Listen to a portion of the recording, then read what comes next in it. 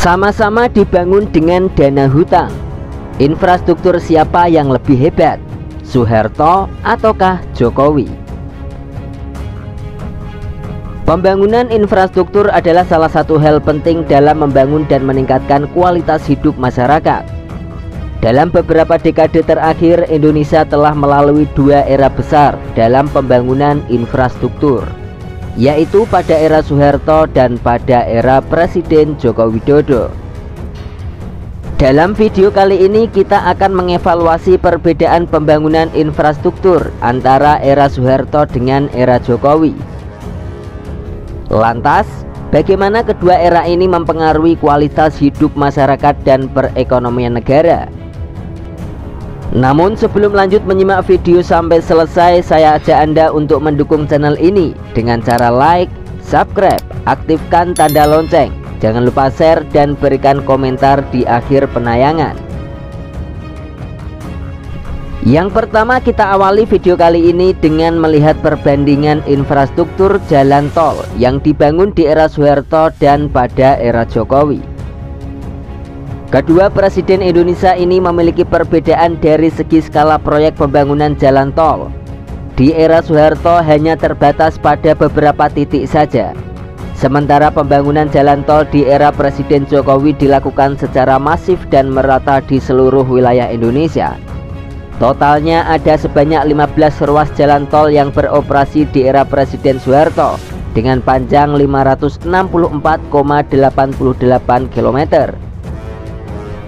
Di antaranya adalah jalan tol Padalarang Cileunyi 64,40 km, Tangerang Merah 73 km, Surabaya Gresik 20,70 km, Lingkar Luar Jakarta 14,25 km, Cawang Tomang Pluit 23,50 km, Palimanan Kanci 26,30 km, Semarang Seksi ABC 24,75 km, Jakarta Tangerang 33 km, Jalan Tol Dr. Insinyur Sudiratmo 14,30 km, Surabaya hingga Gempol 48,85 km, Jakarta Cikampek 83 km, Cawang Tanjung Priok Pluit 27,05 km.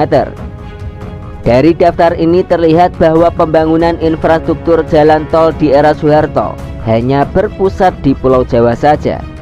Sementara jalan tol di luar Jawa yang pertama kali dibangun adalah di Sumatera Utara. Kemudian pada tahun 1998, Soeharto meresmikan tol pertama di Pulau Sulawesi, yakni jalan tol Ujung Pandang dengan panjang 10,08 km. Tol ini juga menjadi jalan tol terakhir yang diresmikan oleh Presiden Soeharto dengan berakhirnya masa Orde Baru. Hal ini tentu berbeda dengan pembangunan jalan tol di era Presiden Jokowi yang lebih merata dan tak hanya berpusat di Pulau Jawa saja. Sepanjang tahun 2014 hingga saat ini, kurang lebih ada 36 ruas jalan tol baru yang beroperasi, yaitu Cikampek Palimanan 116,75 km, Gempol Pandan 13,61 km, Wejagan Pemalang 57,50 km, akses Tanjung Priok 11,40 km, Bekasi Cawang Kampung Melayu 8,40 km, Gempol Pasuruan 34,5 km, Soreang Pasir Koja 8,15 km, Palembang Indralaya 21,58 km.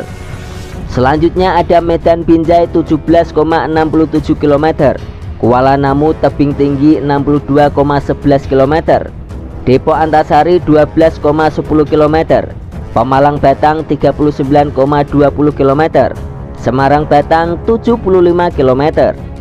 Selanjutnya ada Solo Ngawi 90,12 km, Kaligawe Kertosono 87,05 km, Ciawi Sukabumi 15,35 km, Tebagi Besar 140,41 km, Kunciran Serpong 11,14 km, Jalan Layang Emblas 38 km, Pasuruan Probolinggo 31,30 km, Padaan Malang 38,46 km, terbagi besar Kayu Agung 189,40 km, Balikpapan Samarinda 97,27 km, Cimanggis Cibitung 12,75 km, Singli Banda Aceh 29,52 km.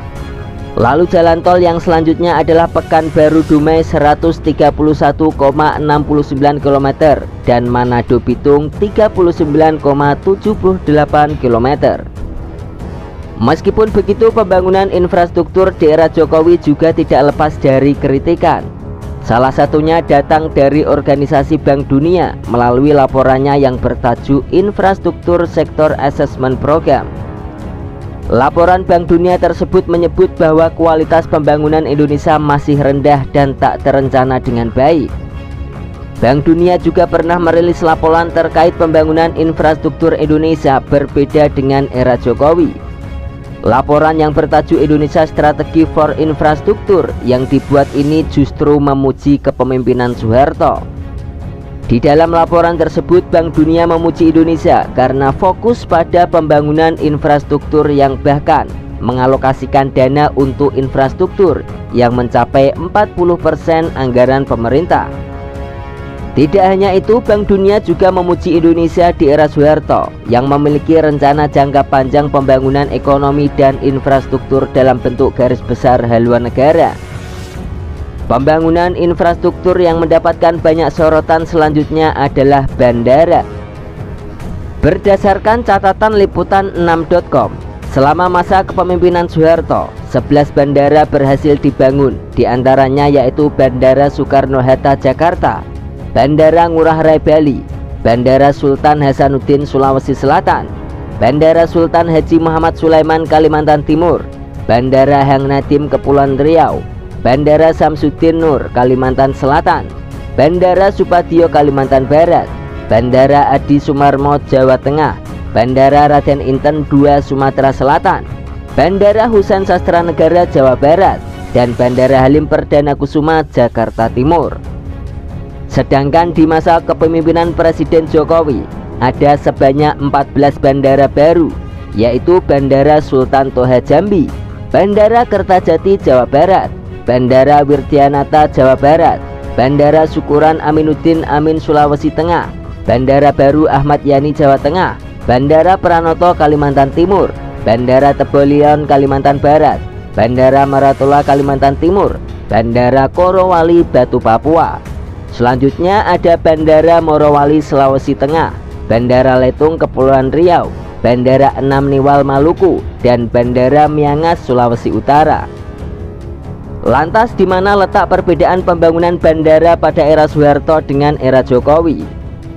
Dirangkum dari berbagai sumber, pada era Soeharto kebanyakan pembangunan bandara didanai oleh pemerintah dan dilaksanakan oleh BUMN.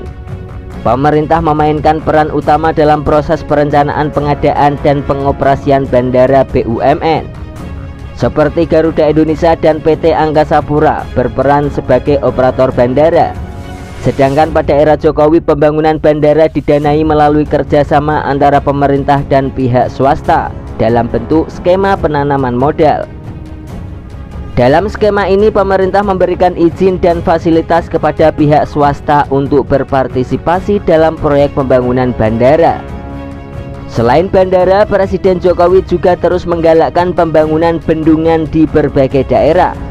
Berdasarkan data Kementerian PUPR, sejak 2014 hingga saat ini, kurang lebih ada 30 bendungan yang sudah selesai dibangun.